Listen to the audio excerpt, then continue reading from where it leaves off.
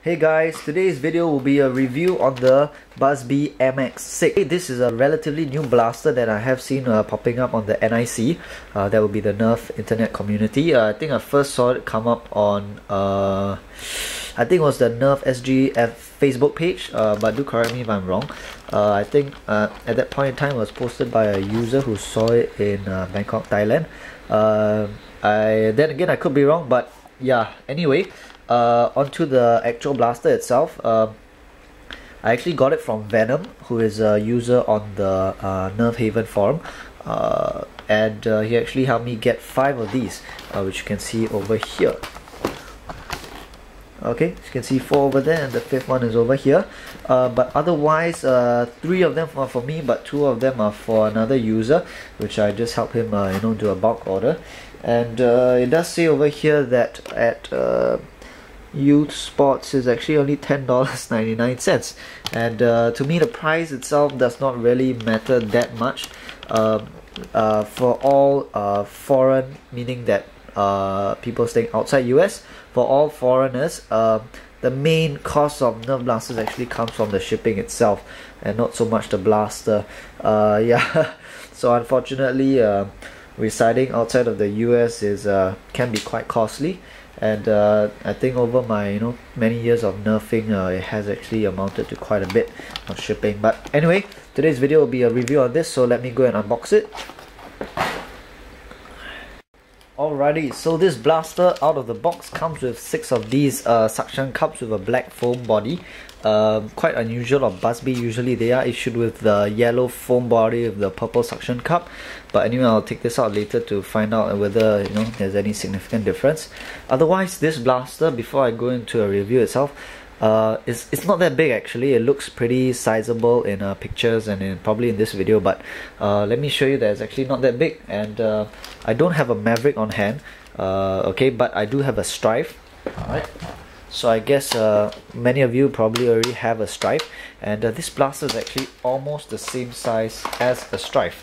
So let me just bring it up, compare them top and one on top of the other, and now one in front of the other. So as you can see, they're more or less actually about identical in size. I mean, I don't think I can get a blaster that actually has a almost the same size as this. So yeah, size comparison wise, I guess you can say that it's almost identical to a Strife.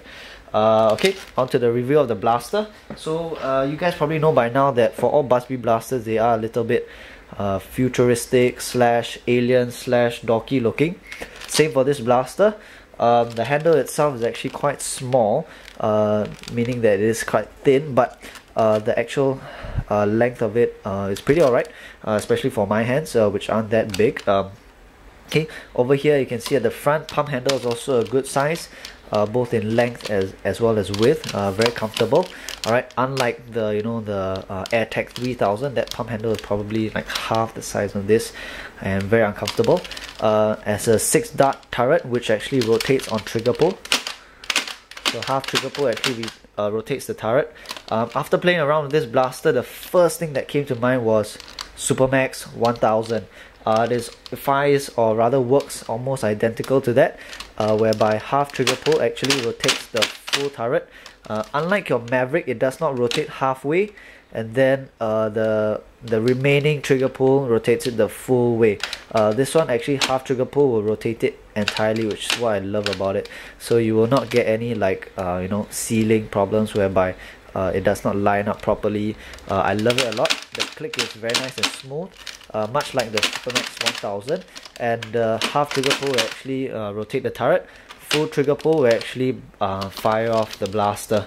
Yeah, but otherwise, just show you guys a close-up. Alright, to the blaster. Yeah, color scheme is not too bad. Usually Buzzbee does have a lot of green in it, so yeah, I guess this would be a good change. So yeah, sticker over here, MX6 Extreme, and yeah, so let me fire it for you. Okay, after feeling these darts, they are more or less the same density as your typical yellow darts with the purple suction tip. Yeah, they do have quite a good density, not like a Nerf dart. So, but of course, I mean, these are still stock darts, so they're not like painful or anything. So What I do believe, I have not opened it up yet, but what I do believe is that it does have a back pressure tank. The reason I came to that conclusion was that when you actually fire it off, it's quite a very easy trigger pull, unlike all your pull pin tanks, whereby the after you pump it out, it does get a bit difficult to squeeze the trigger. Okay, but over here, let me just pump it up for you. Okay, the overpressure valve kicks in roughly at about the 4th pump, so after that you can start to hear the releasing of the extra air very clearly. Otherwise, 4 to 5 pumps I guess would more or less fill up the tank. Let me just fire it off. Wow, nice sound, I love the sound. Pretty strong. Okay, let me just fire up the second one.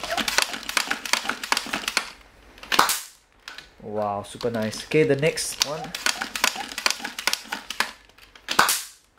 Wow, I totally love the sound. I can't wait to open this blaster up. The next 3 are going to be firing consecutively, so I won't pause.